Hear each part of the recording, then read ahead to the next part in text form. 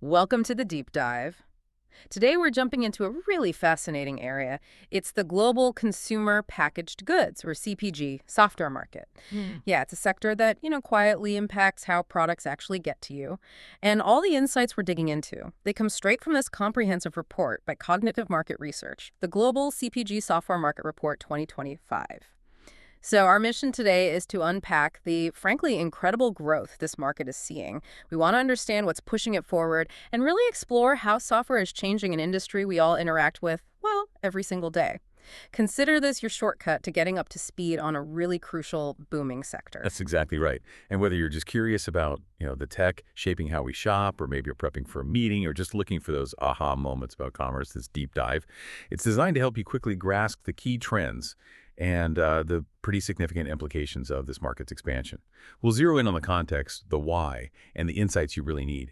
Okay, let's unpack this one. Let's start with the big picture view because the numbers alone, they really tell quite a story. So, back in 2021, the global market for CPG software, it was valued at 7,816.44 million, let's call it just under $8 billion. But the report projects that by 2025, that figure is set to jump to over $12 billion, $12,272.1 million to be exact. And looking even further ahead, by 2033, it's expected to hit a pretty impressive 30,251 million, so $30 billion.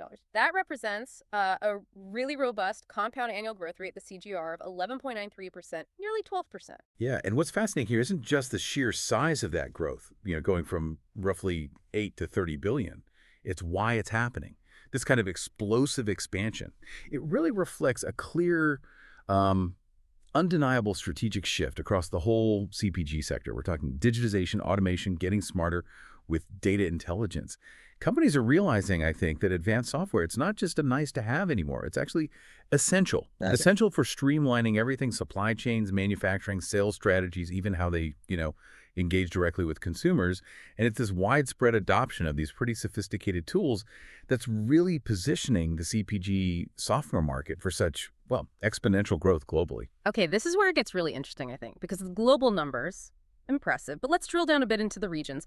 The growth isn't the same everywhere, right? Some areas are really rocketing ahead. Where should we start that regional tour? Let's kick off with North America. It's a major market, obviously. So this region saw its CPG software market sitting at around $3 billion back in 2021. That's 3,001.51 million. And it's projected to more than triple, reaching over $11 billion by 2033. That's $11,041.6 million, maintaining a strong TGR of 11.468%, so over 11%. Okay, strong and steady there, and within North America. Well, the U.S. is, as you'd probably expect, the dominant force. Is about $2.45 billion in 2021 and projected to hit nearly $9 billion by 2033, 8,902.84 million.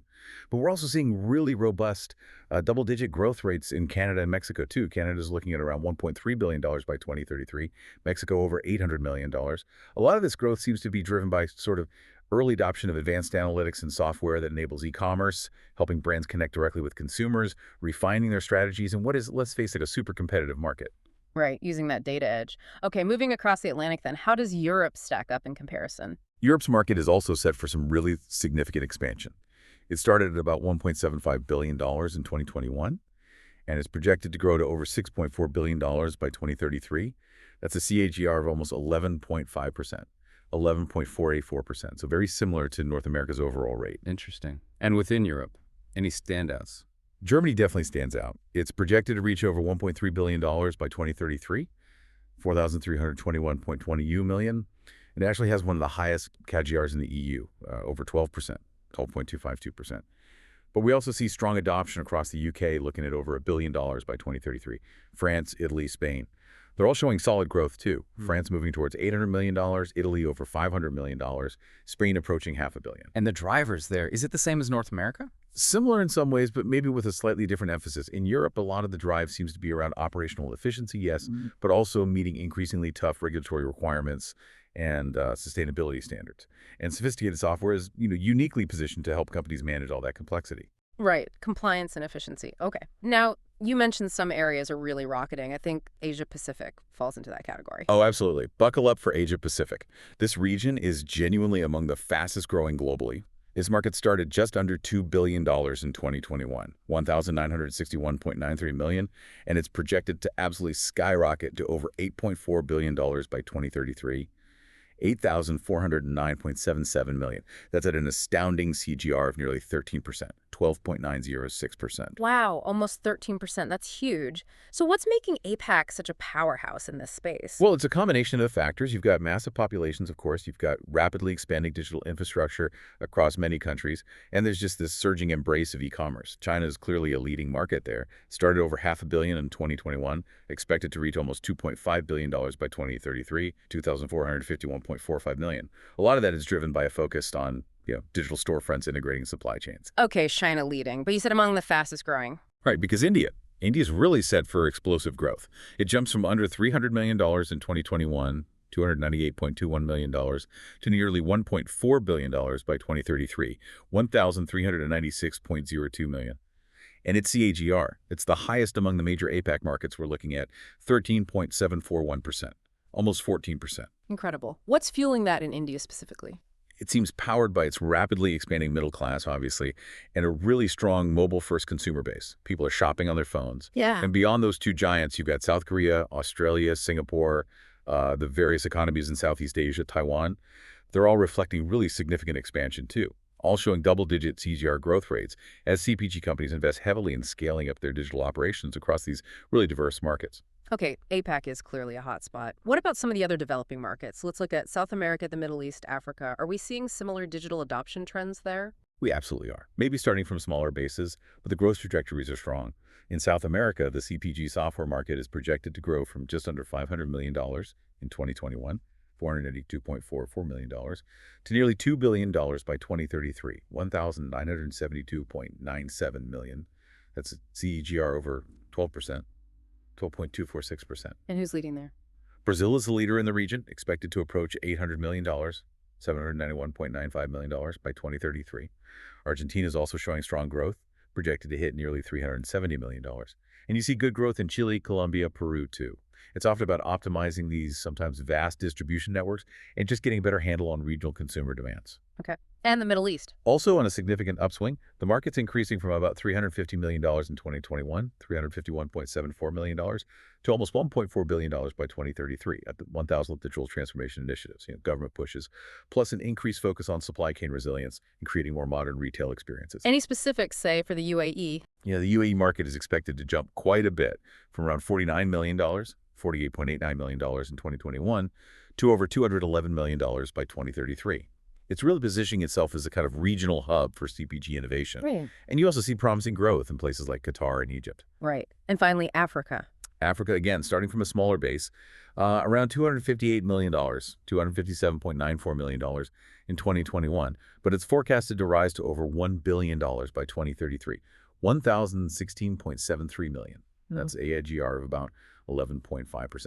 We're seeing solid digital adoption, particularly in key emerging consumer markets. Nigeria, for instance, projected to reach over $145 million by 2033. South Africa is expected to top $424 million. And the drivers there, similar story. Often spurred by increasing mobile phone penetration, more people online, and the rise of local e-commerce platforms. CPG brands simply need the software to manage their presence on those platforms effectively. Okay, so we've covered the globe, seen these staggering numbers, this incredible growth everywhere, really.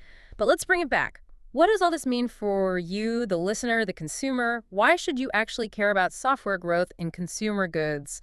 It sounds a bit abstract. Right. If we connect this to the bigger picture, this isn't just about market numbers floating around. This growth, it reflects a really fundamental shift in how the products you buy every single day, your groceries, your toiletries, your snacks, how they're actually made, distributed, and sold. This pervasive drive for digitization.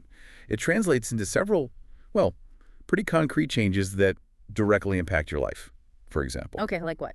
Well, first, think about more efficient supply chains. That means potentially fewer out-of-stock items on the shelves when you go shopping, or maybe faster, more reliable delivery when you order online. Okay. Less frustration finding my favorite cereal. Exactly. Or having your weekly groceries arrive exactly when you expect them. That efficiency is powered by software optimizing logistics. Got it. What else? It also means more personalized marketing and even more tailored product development. Software, especially using AI, can analyze buying patterns and preferences at a huge scale. This helps companies predict, say, which new chip flavor might actually be a hit, or how to tailor promotions that genuinely appeal to you, not just generic ads. So Potentially more relevant offers, maybe fewer annoying ads? Potentially, yes. And it could lead to a more relevant shopping experience overall. Maybe even new products designed specifically for niche consumer needs that weren't viable before. Interesting. Any other big impacts? Yeah, sustainability is another one. Software helps companies track their sourcing much better, optimize production lines to reduce waste, manage inventory more precisely, ensuring products are where they need to be without massive overstocking or unnecessary transportation miles. This can mean a more environmentally conscious process behind the goods you use every day. Right. Efficiency, personalization, sustainability. It all connects back. It really does. Which kind of raises an important question for you, listening right now. How do you foresee these digital transformations in CPG actually impacting your everyday life? From how you shop, maybe, to the very products that become available to you, whether that's on store shelves or online. It's worth thinking about. It definitely is. And there you have it. That was our deep dive into the truly staggering growth of the global CPG software market. We've gone from less than $8 billion to a projected $30 billion in just over a decade. It's clear this expansion is driven by a genuinely global embrace of advanced digital solutions, transforming an industry that's just so essential to all our daily lives. Remember, this isn't just about big tech or abstract numbers. It's about that invisible hand of software shaping your shopping cart and hopefully improving your consumer experience.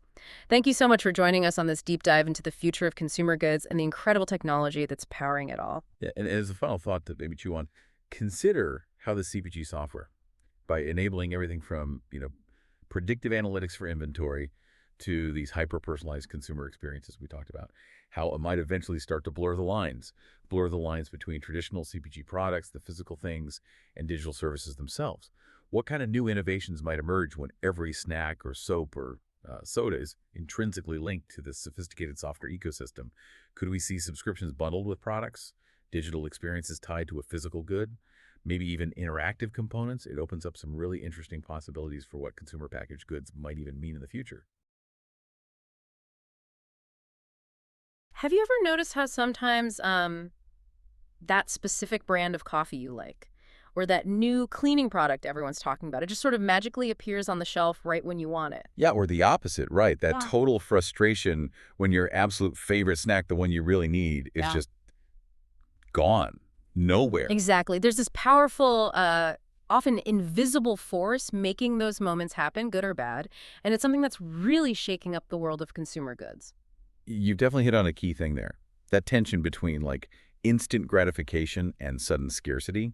What's really driving it is the CPG software market consumer packaged goods software. CPG software? Yeah, it's this whole tech ecosystem that's fundamentally reshaping how brands handle, well, everything. Production, inventory, sales, and maybe most importantly, how they connect with you, the consumer, all over the world. And that's why we're here today. We're doing a deep dive, kind of pulling back the curtain on this vital behind-the-scenes industry. We've been digging into insights from a big report by Cognitive Market Research. It's called CPG Software Market: Dynamics, Challenges, and Future Trends. Right. Our mission today is basically to unpack what's driving this market, what hurdles companies are facing, and maybe the most exciting part, what's coming next. Think of it as your shortcut to understanding how your favorite brands, try to keep their promises, or sometimes why they can't. Let's get into it. Okay, so let's unpack this. The CPG software market. It feels like it's hit a new level of critical importance lately. What are the main forces, the sort of why now behind all this growth? What's really pushing it forward? Well, it's interesting because one of the biggest drivers, maybe surprisingly, is this huge demand for supply chain transparency. Transparency. Meaning knowing exactly where everything is and why. It's not just a nice to have anymore, it's about resilience. Think about it. Before a port closure or some regional issue could just blindside a company for weeks. Right, leading to empty shelves. Exactly. Massive stockouts, lost revenue. Now, good CPG software gives you real-time oversight, production, inventory, distribution, even how things are selling in specific stores. Wow. So things like predictive analytics, automated replenishment, really accurate demand forecasting, these have become absolutely mission critical. They can turn what would have been a major crisis into maybe just a small adjustment. It fundamentally changes how companies handle risk. That kind of foresight, yeah, that sounds incredibly valuable. But talking about speed and change, consumer behavior itself has shifted so fast, hasn't it? People buying things in all sorts of Oh, ways. definitely. How has that whole omnichannel thing played into the need for better software? That's absolutely the next big driver. The massive expansion of omnichannel commerce and Yeah. also direct-to-consumer or D2C strategies. So selling straight to people online. Yeah, and more. Brands aren't just relying on, the supermarket aisle anymore. They're selling across this complex web, their own websites, marketplaces, offering unique in-store experiences, even selling through mobile apps. Right. And software is the key to making that work. It has to unify everything, manage orders coming from everywhere, optimize the logistics so your package arrives on time whether you bought it online or did click and collect. And make it feel seamless for the customer. Exactly. Creating those personalized journeys that feel consistent no matter how or where you interact with the brand. It's about making the whole experience feel connected, not like, separate pieces. Okay, so the software acts like the glue, connecting the warehouse to your phone to your doorstep. And I guess with all these different interactions, brands must be drowning in data. They are, or they could be. How are the really smart companies actually using all that information? Are there pitfalls they're trying to avoid? You're right. Data is central. The increasing reliance on data-driven decision-making is another huge factor here. The top CPG companies, they're leaning hard into advanced analytics, AI, machine learning. This lets them monitor sales performance literally in real time. But more than that, they can understand why people are buying, the nuances, the timing, and then tweak their marketing or promotions instantly, On the fly. on the fly. It gives them incredible agility to react to shifting market demands, changing tastes. The pitfall, though, lots of companies collect data, but they don't have the systems or maybe the culture to actually act on it effectively, So it just sits there. pretty much. No. Or it's used for basic reports, looking backward, instead of generating those predictive insights that give you a real edge. The leaders are moving beyond just looking at data to actually letting it guide their next steps. Prescriptive action. It sounds incredibly dynamic, always changing, but, with such fast transformation, there must be some big hurdles for companies trying to adopt all this CPG software. What's the biggest challenge you see? That's a really crucial point. Often the biggest stumbling block is integrating the shiny new CPG software with their existing, often older legacy systems. Well, you see some, like old databases. Sort of. Think outdated ERP systems, that's enterprise resource planning, the big software that runs core business processes, or maybe older CRM tools for customer interactions, even just clunky old point-of-sale systems in stores. Okay. Trying to get these older systems to talk properly to the new sophisticated CPG software takes a lot of time and a significant investment. I can imagine. And if you don't get it right, you end up with these data silos, pockets of information that don't connect. You get limited visibility across the whole operation, and you end up, frankly, not even using the best features of the new software you just paid for. Like having a sports car stuck in first gear. Exactly. It's like trying to connect a supercomputer to a rotary phone. The connection's just not quite there. So it's not just buying software, it's a whole digital makeover. And are these powerful tools actually accessible to everyone?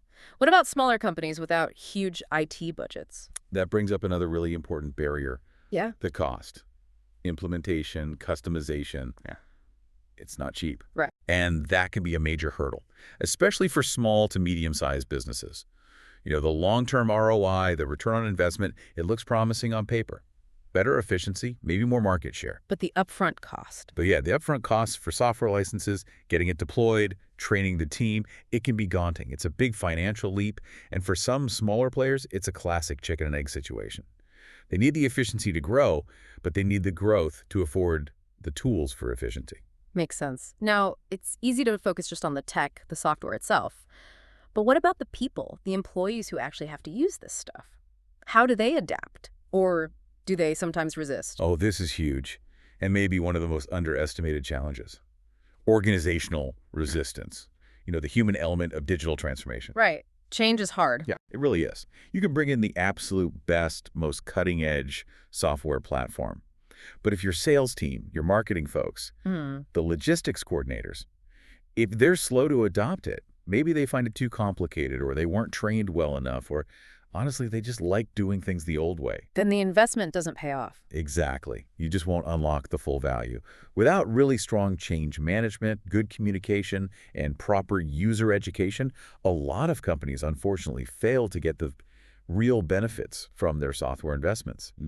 It's not just about having the tools, it's about getting people comfortable and empowered to use them well. Yeah, that makes perfect sense. The best tech is useless if nobody wants to or knows how to use it.